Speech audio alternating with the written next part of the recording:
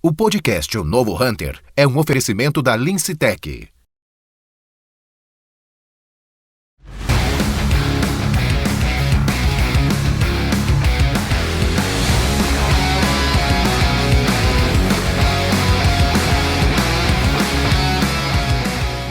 Olá, eu sou Roberto Vilela e você está no podcast Novo Hunter. Nosso podcast tem como finalidade trazer pessoas que fazem a diferença nos seus mercados, que trazem os seus conhecimentos, as suas vivências, para que a gente possa estar compartilhando. Hoje eu e o DJ recebemos aqui o Fábio da Delta Máquinas e que vai estar conversando com a gente um pouco da sua história e um pouco da vivência com seus equipamentos. DJ, por favor, faça a apresentação. Fábio, obrigado pela presença, né? A ideia é a gente trazer essa visão da indústria, né, dos equipamentos, da produção de bens de capital, enfim, para que a gente acredita que ajuda na geração de riqueza do mercado. É super bacana ter esses pontos de vista diferentes, né, em relação à liderança, em relação ao desenvolvimento de negócios. E a gente começa sempre com uma pergunta relacionada à tua história, conta um pouquinho da tua jornada e o que te traz até aqui, como você chega aqui hoje no Novo Hunter. Perfeito. Bom, obrigado DJ, obrigado Roberto pela oportunidade de a gente estar conversando um pouco, trocando experiências sobre o nosso dia a dia, né? Então, meu nome é Fábio Kreutzfeld, sou natural de Indaial.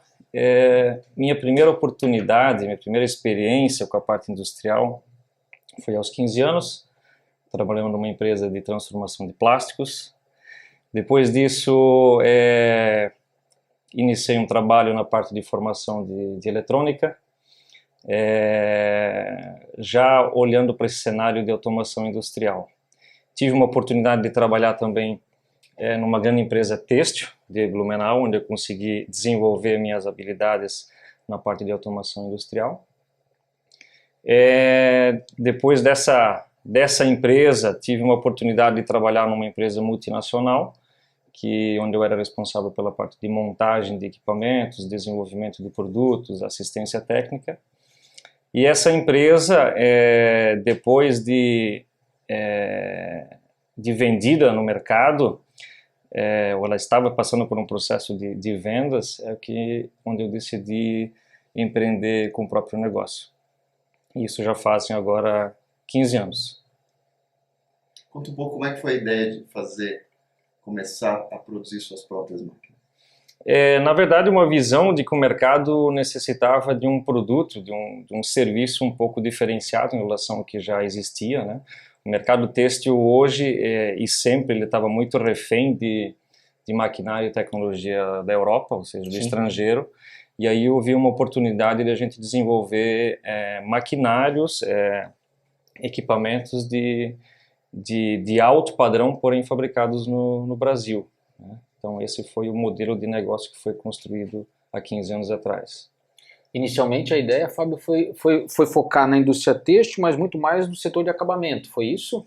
Ou desde o início já existia o interesse de produzir maquinário para o setor têxtil, independente da área, e acabamento se mostrou como sendo, vamos dizer assim, uma oportunidade maior em função de as empresas não estarem focando tanto no equipamento de acabamento? Como é que foi essa questão da Delta escolher trabalhar com equipamentos mais voltados para a área de acabamento? Tá certo que tem a questão da preparação, revisão e tudo mais, mas eu vejo que a boa parte dos equipamentos estão mais voltados para acabamento mesmo.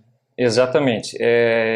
Isso aconteceu por causa da experiência, né, que eu tive nas empresas anteriores. Então, na empresa têxtil que eu trabalhei já era na área de acabamento, então eu era eletricista da área de acabamento, então eu tive uma grande experiência, uma grande bagagem na parte de processos e automação para a área de acabamento, certo, que fez com que a gente escolhesse essa área também para continuar os negócios, né? Então começamos com equipamentos de pequeno porte, mas já com uma visão de querer atingir máquinas de maior porte. Legal, isso é bem interessante, porque então você começou um negócio meio que usando a sua expertise prática, ou seja, você trabalhou e aí você, no início do projeto, você colocou a mão na máquina também, literalmente. Sim, mão na massa, mão na máquina. A minha formação ela é técnica, né? Eu sou formado em eletrônica e em automação industrial, algumas especializações em automação de processo na Europa. Tive a oportunidade de estudar um pouco lá na parte da Alemanha, na parte da Suíça também. Então, mas era bastante mão na massa, era desenvolver o produto, era fabricar o produto, fazer a instalação no cliente, dar todo o serviço, toda a assistência técnica desse produto. Nossa. Como é que foi nesses últimos 3 anos, né? A gente viveu aí, ainda vive, mas eu acho que o setor têxtil sempre sofreu bastante com oscilações de mercado. Eu estou nesse mercado já há um bom tempo e a gente percebe, o setor têxtil sempre foi bastante impactado quando surge alguma crise, quando tem alguma dificuldade. E aí a gente, há 3 anos atrás, teve aí a questão da pandemia. Como é que foi o comportamento da Delta nesses 3 anos aí, 2019, 2020, 2021 e agora 2022, né? Tá 4, mas assim, 2020, se não me falha a memória, a gente se encontrou na feira da Colômbia, Exato. na Columbia Tex. Eu até conversava no outro podcast com a Sheila e falávamos disso. Aí a gente volta da feira da Colômbia em janeiro, todo mundo feliz, que foi super bacana a feira, vendendo um monte, e aí dá março e fecha tudo, né? A gente tava com o caminhão colocando as máquinas para ir para a Grécia Tex, literalmente, e aí para que não vai ter a feira. Como é que houve o impacto na Delta e como vocês fizeram, você como CEO da empresa, presidente da empresa, como fez para impactar o mínimo possível para toda a sua equipe, para os seus clientes, para os seus negócios? Bom, historicamente o mercado têxtil, todos os mercados, a primeira coisa que acontece numa crise ou dificuldade é cortar os investimentos. E no nosso caso, nós somos o que fornecemos máquinas, Sim. São investimentos em bens de capital.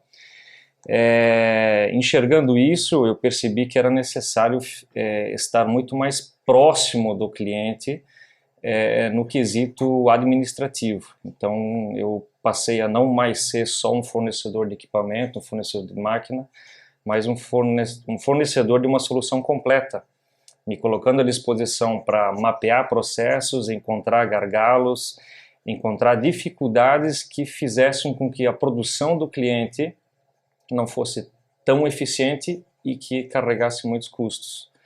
Então, assim, nesse momento de pandemia, uma das dificuldades foi essa, né? Acaba impactando nas vendas e você precisa inovar o teu processo de vendas, para dizer a verdade, para você atingir os mesmos resultados.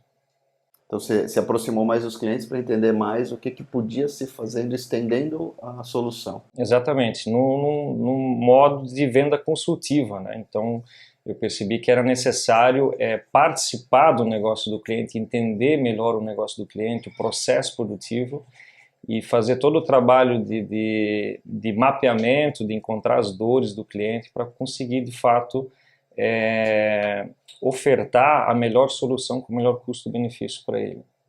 E como é que foi a resposta do mercado? Foi muito boa em relação a isso. A gente percebeu que na verdade existia uma grande oportunidade nesse sentido, né? Que a gente vem aplicando até hoje. Então, de além da venda só do equipamento para essa abordagem mais integral. Exatamente, uma abordagem mais técnica, não tão comercial, mas bem em chão de fábrica do cliente, onde realmente estão os problemas, né? Então hoje a nossa equipe técnica também ela é composta não só por vendedores comerciais, mas por uma equipe de técnicos têxteis e engenheiros que tem essa capacidade de fazer a leitura do processo, encontrar as dificuldades e de fato desenhar uma solução bastante personalizada para cada realidade e para cada momento que a empresa se encontra. Né? Isso é uma opção que a empresa pode ter, né? Eu posso vender o equipamento e para ali a minha atividade, ou eu posso me engajar no processo do cliente para ajudar ele a ter mais resultados, porque ele tendo mais resultados, a minha vida também melhora. Né? Exatamente isso. Eu costumo dizer na empresa, para a equipe, que só tem uma forma de a gente prosperar, continuar prosperando, né? Que é ajudar o cliente a prosperar. Então a gente leva isso bem a sério na empresa. Ainda mais quando se faz máquinas com o propósito de serem consistentes, duradouras e com qualidade, que eu sei que é a proposta da Delta, você não vai conseguir o tempo todo estar renovando o parque fabril do teu cliente, substituindo a máquina, né? Na realidade, se ele cresce, você consegue agregar mais um equipamento, mas você não faz um equipamento para fazer uma troca com tanta rotina, então é necessário realmente que o teu cliente prospere. E até quando você fala dessa questão de fazer uma venda consultiva, enquanto você respondia, eu estava pensando, cara, como é importante você ter uma equipe de vendas qualificada e com um conhecimento que vá além de técnicas de vendas para poder fazer o que você fez de uma venda consultiva. Ou seja, eu tenho que ter ali na equipe um engenheiro, um técnico têxtil, um profissional que tenha uma habilidade que vá além de simplesmente falar dos atributos técnicos da minha máquina, porque ele vai ter que, primeiro, cativar a confiança do cliente, para que o cliente abra uma série de informações, demonstre até uma certa fragilidade de dizer, vem cá, me ajuda, e diz o que eu preciso melhorar, para que depois o teu profissional de vendas consiga atuar, sugerir, dizer, eu tenho um equipamento, uma máquina que pode resolver o teu problema, ou eu tenho uma técnica aqui que a gente vai aplicar, de repente uma filosofia de Lean Manufacturing, ou qualquer coisa nesse sentido, para evitar ali, minimizar alguns gargalos e tudo mais. Mas olha quanto tem que ser feito antes da venda propriamente dita, né? Exatamente. Tendo esse conhecimento, Roberto e DJ, faz também com que a gente consiga se antecipar algumas demandas, né? Então, quando você tem um conhecimento know-how de uma equipe interna, que conhece todo o processo, conhece as demandas do cliente, você consegue também, a nível de produto, se antecipar a isso e poder ofertar uma solução bastante aderente. Eu lembro que a gente conversou, acho que foi até na próprio momento ali, 2020, a gente chegou a conversar, chegamos a fazer inclusive um treinamento online com a equipe, né, sobre vendas, né, eu lembro disso. E se não me falha a memória, eu estive na Delta conversando com você, e você comentou naquele momento, e eu sei que isso já aconteceu, quero até que você fale sobre isso, que você estava mergulhado num projeto que era o lançamento de um equipamento de grande porte, uma rama. Eu lembro bem disso, né? Você ainda falou, tem um terreno aqui, eu quero montar uma rama, tal. E quem é da indústria têxtil, conhece a indústria têxtil, sabe do grau de complexidade e do desafio que é um equipamento que a Delta se propôs fazer, a máquina que ela se propôs fazer, que é a máquina, né? E como é que foi esse projeto? Você lançou ela na Febratex, foi isso? Conta um pouquinho pra gente. Exatamente, um projeto bastante desafiador, né? Para quem está no mercado, conhece esse produto. Mais uma vez, por nós estarmos já há algum tempo no mercado, fabricando equipamentos, acessórios, inclusive para essa máquina, para essa rama, o mercado começou a nos pressionar para desenvolver ela. Por quê? Porque existia sim um fabricante nacional que acabou fechando as portas aí em meados de 2015 e com Sim. isso o mercado começou a nos pressionar bastante para desenvolver esse produto. Por quê? Porque acabaram ficando, de uma certa forma, reféns também de uma tecnologia europeia, asiática, enfim. E foi a partir disso que a gente começou a estruturar a equipe de engenharia, montar um projeto, um planejamento para lançar esse produto em 2022. Então é um projeto que está há 3 anos na engenharia. Então foi necessário montar a equipe de engenharia, estruturar, planejar, pesquisar bastante, né? Pesquisar os concorrentes, coletar feedbacks com os clientes que já utilizam esse tipo de maquinário, para que a gente chegasse na Febratex realmente apresentando uma inovação. Então esse é o jeito Delta de ser. Então não fabricamos, não desenvolvemos só mais uma rama, mas uma rama com bastante tecnologia embarcada, que hoje é a necessidade do mercado, né? Então uma máquina muito mais tecnológica, uma máquina que conversa com sistemas de gestão, uma máquina que entrega dados do processo, que é o que o gestor da indústria têxtil hoje necessita para ele poder também tomar a decisão o mais rápido possível. Conectado de verdade com a indústria 4.0, então. Sim, é um projeto totalmente alinhado com o conceito da indústria 4.0, para que a gente tenha dados reais do processo para tomadas de decisão. E isso acaba sendo uma oportunidade de negócio, né? Se abre uma oportunidade além quando um concorrente sai do mercado e você consegue entrar em tempo hábil, num cenário em que o câmbio não está ajudando para importar equipamento e numa área que é fundamental estrategicamente para o país, que é produzir os seus próprios bens de capital, os seus equipamentos, o seu maquinário de produção, né? Que é uma coisa que o Brasil, a gente tem a impressão de que o Brasil não está dando a devida atenção para isso, a gente precisaria ter mais foco nisso, né? Tem bastante oportunidade no país, em termos tecnológicos, desenvolvimento. Nós miramos essas oportunidades, nós olhamos hoje para a indústria têxtil com com bastante atenção, né? Hoje ela é uma potência já a nível mundial, a quarta potência a nível mundial. E a gente ainda tem muita oportunidade aqui, oportunidade de exportação de têxteis, né? Sim. Mas para que tudo isso aconteça, a gente precisa trabalhar bastante na parte da produtividade para ser mais competitivo. E esse é o objetivo da Delta, a gente, através da tecnologia, auxiliar, ajudar a indústria têxtil a ser mais produtiva para ser mais competitiva. Deixa eu te fazer uma pergunta que eu acho que é bem pertinente. A gente escuta muito falar, né? O DJ acabou de falar, né, de indústria 4.0, de sustentabilidade, né? Mas às vezes quando a empresa, no caso a Delta, lança um equipamento com muita tecnologia embarcada, nem sempre o mercado, entendamos os clientes, recebem isso de uma maneira tão, vamos dizer assim, positiva. Não que não queira, querer quer, mas ele não entende necessariamente que aquilo tem um preço a ser cobrado, tem um valor, melhor dizendo.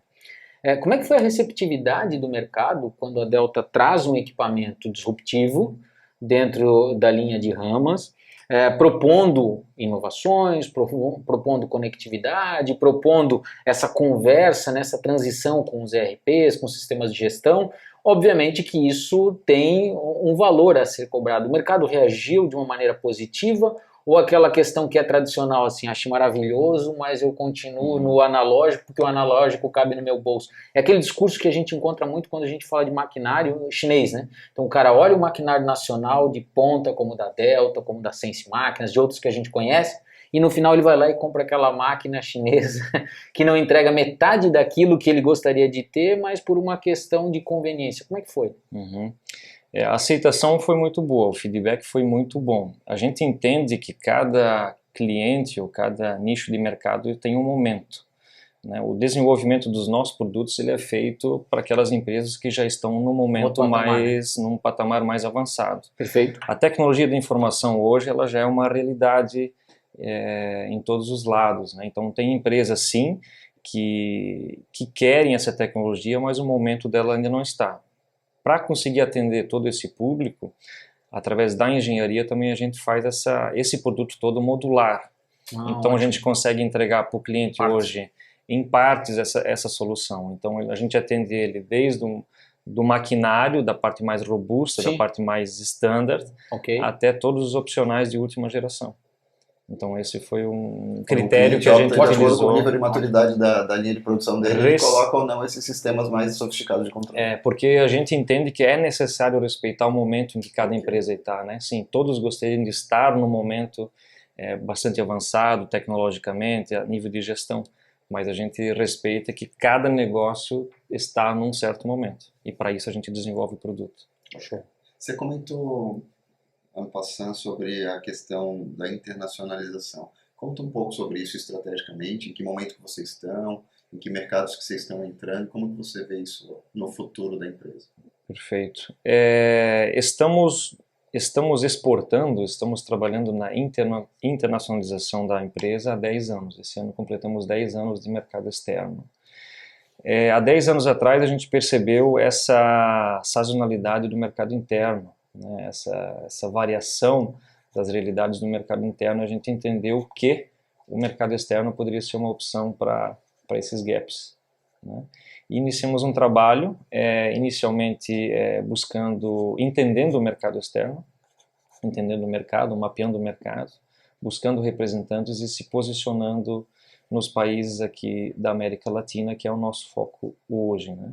Então hoje a gente atua na Argentina, no Paraguai, no Peru, no Equador, na Colômbia, El Salvador, Honduras, Guatemala até o México. Então hoje para a Delta o foco dela é a América Latina. Não temos ainda traçados planos nem para a Europa, ou nem para o continente africano ou asiático, porque a gente entende que a América Latina, em conjunto, ela é o segundo maior produtor de têxteis do mundo e tem bastante mercado para explorar. Bastante mercado e bastante oportunidades para serem exploradas.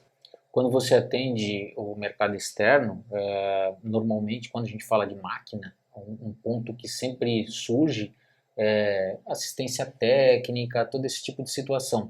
Quando vocês, se não me falha a memória, você falou que a Delta está com 15 anos, é isso? 15 anos. E 10 no mercado externo. Significa que com 5 anos de história, vocês já estavam mirando o mercado externo por entender que poderia, vamos dizer assim, equacionar essas sazonalidades do mercado nacional. Isso é extremamente interessante e inteligente.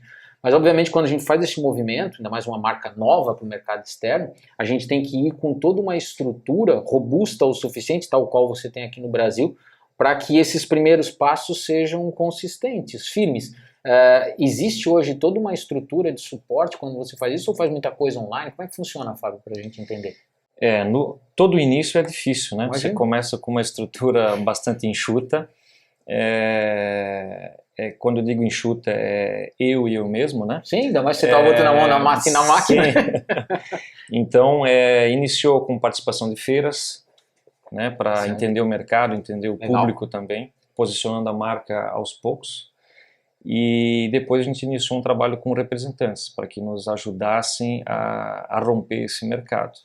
Não é fácil o mercado externo, porque, né, você está sendo ali o estrangeiro apresentando um novo produto, né? A garantia da assistência técnica, tudo isso são pontos que vêm à mesa de imediato, né? Mas a gente conseguiu romper esse mercado com a parceria dos representantes. Então hoje a assessoria é toda dada através da empresa, temos uma equipe interna de técnicos e de vendedores que junto com os representantes locais atendem o mercado. Então hoje, no início, claro, o maquinário ainda não estava no nível tecnológico que já estamos hoje, então era necessário mais deslocamentos, né, para fazer assistência técnica. Hoje, com as máquinas todas conectadas via internet, muito bom, né? Por exemplo, a gente consegue fazer um diagnóstico em um par de minutos, você tem o diagnóstico e você consegue orientar o cliente e até antecipar problemas, a solucionar o problema. A tecnologia veio a nosso favor também para ajudar nesse sentido. Como é que você está observando o mercado têxtil? Olhando assim, tanto no cenário nacional quanto no cenário internacional. Que tipo de expectativa você deposita nesse momento? Se não me falha a memória, você também tem uma função estratégica dentro da ABIMAQ, né? Hoje sou presidente da ABIMAQ, então você acaba tendo muita conexão com outros fabricantes, você acaba tendo um relacionamento que extrapolou a nossa região por conta disso, não só por ir em feiras internacionais e tudo mais. Então você troca com muitas pessoas, escuta muito. Como é que você vê o mercado olhando assim para os próximos 2, 3 anos aí? É favorável? É positivo? É um mercado bastante favorável, bastante promissor, com muitas oportunidades, né? O mercado têxtil ele tem a oportunidade da tecnologia para ajudar ele a ser mais produtivo, mais eficiente, reduzir custos, ser mais sustentável. E tem outro movimento muito forte acontecendo, Roberto, que é a produção nacional. A gente sabe que a pandemia ela trouxe essa necessidade de desenvolver melhor a cadeia entre comprador e vendedor, né?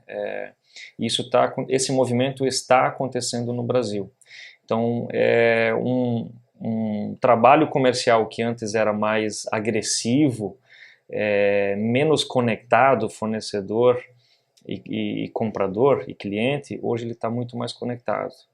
Então, assim, a produção nacional ela tende a aumentar bastante nos próximos anos devido à nacionalização da cadeia produtiva.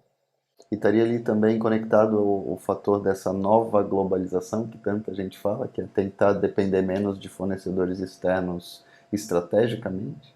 Exatamente.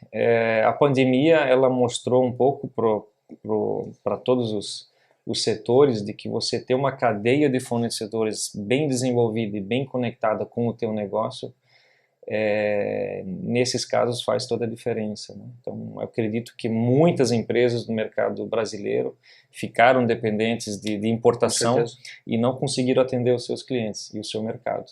Você ter uma cadeia produtiva mais resiliente e integrada, né? Exatamente isso. Esse é o objetivo e esse é o movimento que a gente enxerga que está acontecendo na prática, né? Então, compradores indo atrás de fornecedores, discutindo o processo, discutindo melhorias de processo, a cadeia toda mais conectada, com profissionais de diversas áreas para conseguir um objetivo único, que é melhorar a produtividade e a competitividade da cadeia como um todo. E não deixar a peteca cair, não Sim, deixar o cliente sim. esperando o produto porque não tem, tá faltando algum elemento da cadeia que está desconectado.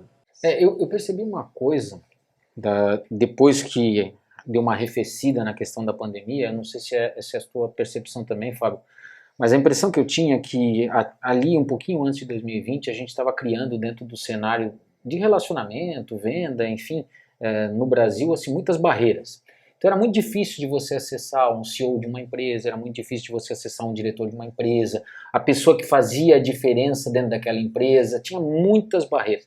Aí vem a pandemia, as pessoas vêm para casa, alguns ficam uma semana, outros ficam um mês, começam a trabalhar online muitos, começam a pesquisar, diretores, CEOs de empresa, presidentes que outrora ouviam tudo que era trazido dos seus gerentes ou das suas pessoas estratégicas, começaram a questionar algumas situações, começaram eles a emergir em alguns negócios, eles a voltarem a fazer conexão com os mercados, eles ligarem para o Fábio da Delta e dizer assim, olha, me fala da máquina da Rama, eu quero saber da Rama da Delta, e não pedir para o gerente de compras ligar para alguém, ligar para o DJ e perguntar, me diz como é que é o teu trabalho, ligar para o Roberto. Então eu percebi que muitas barreiras foram quebradas e a impressão que eu tenho agora é que o mercado está, não vou dizer que mais suave, mas ele está mais direto, mais objetivo, mais, sabe, mais pontual, aonde se você quer ter uma informação, você pega teu telefone e liga para mim e eu te dou a informação. Se eu quero falar com você, eu ligo. E antes parecia que existia uma, sabe, uma certa dificuldade. É isso? Aconteceu mesmo? É isso. Na prática acontece exatamente isso. Eu imagino que é devido à necessidade, né? Então a necessidade traz mais velocidade para o seu dia a dia. Então hoje você está muito mais conectado realmente com o decisor que está lá na outra ponta e assim como o decisor também quer ter uma resposta mais rápida de você.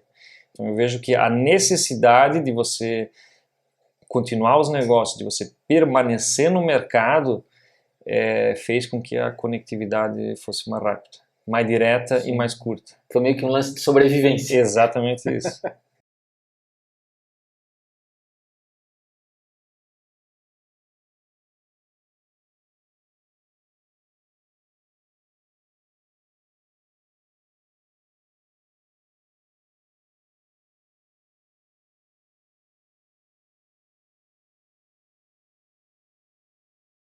Liderança é um tema bastante amplo, né? Da minha parte, eu costumo passar para a minha equipe a questão de foco em resultado, né?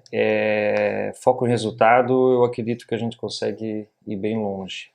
Outra coisa é me cercar de pessoas mais competentes do que eu em cada área, né? Eu costumo dizer que a gente não precisa saber de tudo, mas a gente tem que estar cercado de uma equipe bastante competente. Então você tem que deixar, na sua grande maioria ou totalmente, o seu ego de lado e realmente entregar o bastão para as pessoas que estão ali junto com você, desenvolvendo o dia a dia, o mês a mês e o negócio. Esse é basicamente o estilo de liderança que eu direciono lá para a equipe. Agora falando um pouco da parte de tecnologia, como ser disruptivo nesse quesito, como a gente como liderar o quesito tecnológico na indústria. Não é nada fácil, porque a indústria brasileira ela veio durante muito tempo sendo, vamos dizer assim, você tem que ser, costumo dizer que você tem que ser o dobro melhor, mas pelo outro lado você deveria de custar metade do que custa uma tecnologia vindo de fora. E para você quebrar essa barreira não foi nada fácil. Então, como a gente fez isso? Como a gente vem desenvolvendo esse trabalho? Realmente com um trabalho muito próximo do cliente, né? Mostrando de fato ali tecnologicamente e a nível de dados o porquê que a sua tecnologia é viável, né? E como você vai utilizar ela ali no seu dia a dia. Então eu resumo em bastante proximidade com o cliente para que ele entenda o quanto disruptivo você está sendo ali com a sua liderança tecnológica. Para que seja uma tecnologia que faça sentido para o cliente de verdade, né? Exatamente. Quando você falou de liderança, ouvindo você descrever o seu modelo, me chamou bastante atenção um detalhe, né? como você tem toda uma formação técnica e teve um longo período atuando, meio que botando a mão na massa mesmo, é extremamente complexo e deve ter sido desafiador fazer essa virada de chave, porque o modelo que você descreveu é um modelo de delegar um pouco, de dar liberdade para as pessoas. Normalmente, quando você tem a formação técnica e foi prático, a gente tem uma forte tendência de ir lá e fazer, né? E até certo ponto tem uma certa dificuldade de ver as pessoas fazendo, de repente, num ritmo diferente do nosso. É um belo desafio, né? A dar o tempo necessário para que as pessoas se desenvolvam e ainda por cima ter esse lance de humildade que é extremamente importante, quer dizer assim, eu não tenho, não preciso e não quero saber tudo. E eu tenho que me cercar das pessoas com um conhecimento superior ao meu para justamente entrarem e somarem. Né? Porque senão não faz sentido, eu limito muito a capacidade da Delta e de qualquer outra empresa se o topo do conhecimento se restringe ao Fábio, se restringe ao Roberto, se restringe ao DJ. Essa que é a grande realidade. Eu preciso ter gente com muito mais conhecimento que some e que faça o meu olho brilhar e dizer assim, pô, por que não, né? Por que não? Então é fantástico quando o cara faz esse tipo de situação. E aí tem um detalhe, que é a nossa pergunta clássica aqui no Novo Hunter, que é tentar entender, sob a ótica, né, do executivo que está aqui conversando com a gente, o que ele considera um perfil alinhado com os propósitos da sua empresa, com o mercado e com o futuro, que é o que nós chamamos de um novo hunter, né? Esse novo caçador, esse profissional, esse novo líder, esse profissional que vem para o mercado para fazer a diferença no mercado. Quais são as características, as habilidades que o Fábio considera essenciais para esse novo hunter?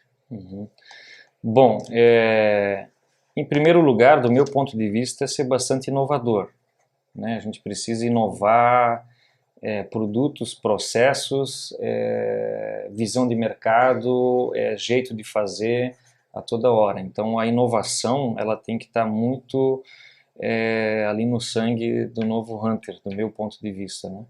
Logo depois disso, eu vejo que a resiliência que você vai precisar ter para você colocar isso em prática também é bastante grande. Por quê? Porque é normal que você tenha frustrações no meio desse processo, né?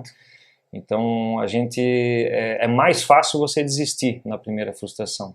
Então, ali que vem a resiliência. Por quê? Porque quando você é bastante inovador, você tende a experimentar várias coisas a toda hora. E a chance também de você se frustrar com isso é bastante grande. Sem dúvida. Em terceiro ponto, a prática. Então, bastante prática. Eu costumo dizer sempre que o primeiro vem o feijão com arroz. Então é necessário sim ser inovador, mas a gente tem que ser bastante prático. Tem que botar a mão na massa, fazer acontecer. E por último, eu diria o foco em resultados. Então hoje não basta você fazer, mas você precisa executar alguma coisa, um plano, criar uma estratégia, e ela tem que trazer algum resultado para você ou para o mercado que você está atuando. Então esses são os 4 pontos que eu defenderia nessa linha de visão aí do novo hunter. Eu tenho um amigo que alinharia o pensamento com o Fábio nessa hora. Ele sempre fala, né, que um feijão com arroz bem feito tem o seu valor, né? Então é bem por aí. Às vezes é o simples, né, cara? Você não precisa complicar. Você não precisa criar toda uma estrutura complexa em algo que poderia ser simples e objetivo. É um pouco aquilo que a gente falou agora antes, né? De que o diretor da empresa pode sim e deve pegar o telefone e ligar no setor e falar com as pessoas ao invés de mandar um e-mail e ficar aguardando que venha uma resposta. Sim. A inovação, o objetivo da inovação é tornar as coisas mais práticas, né? E a gente às vezes olha para a inovação como você complicar as coisas, pensar de forma muito diferente. Na verdade é justamente o contrário. A inovação tem que estar conectada com uma solução de um problema do mercado, senão é só invenção. Né? Exatamente isso. Então a inovação ela vem para tornar as coisas mais práticas, mais fáceis e mais leves, com menos custo, de forma mais acelerada, que entregue um resultado diferente para aquilo que você, naquele mercado, naquele negócio que você está inserido. Legal. Fábio, eu quero te agradecer a presença aqui no Novo Hunter, eu vou deixar o DJ fazer o encerramento, mas fica aí a câmera aberta para você, se quiser falar um pouco da Delta, passar o site da empresa, fica muito à vontade. Obrigado por ter aceitado o nosso convite. Eu que agradeço, Roberto, DJ, mais uma vez pela oportunidade dessa conversa. E, bom, Delta Máquinas Têxteis, sediado em Pomerode, 15 anos de história, né? Estamos aí com o objetivo de realmente ajudar o mercado têxtil a inovar para que a nossa indústria possa se tornar cada vez mais produtiva e competitiva a nível global. Bacana, obrigado, Fábio, por compartilhar a tua experiência aqui, essa tua visão de mercado, de desenvolver tecnologia nacional, equipamentos que resolvem problemas da indústria, né, bens de capital que são tão estrategicamente importantes para a nação, né, e a gente precisa ter esse desenvolvimento de mercado, precisa ter esse ecossistema, né, de verdade, gerando inovação real, fazendo diferença para os clientes, e essa abordagem de vocês de usar a tecnologia como meio para se aproximar do cliente, construir relacionamento, entender as necessidades e, a partir disso, desenvolver soluções tecnológicas para melhorar a produtividade é realmente excepcional. Parabéns e muito obrigado. Eu que agradeço. É isso aí, pessoal. Esse é o Novo Hunter. Se você gostou da história do Fábio e da Delta Máquinas, por favor, acompanhe o nosso canal, divulgue, prestigie, porque histórias tal qual a do Fábio são fundamentais, e é isso que faz a diferença no mercado, é a gente aprender com histórias consistentes e que tenham valor realmente para o nosso desenvolvimento.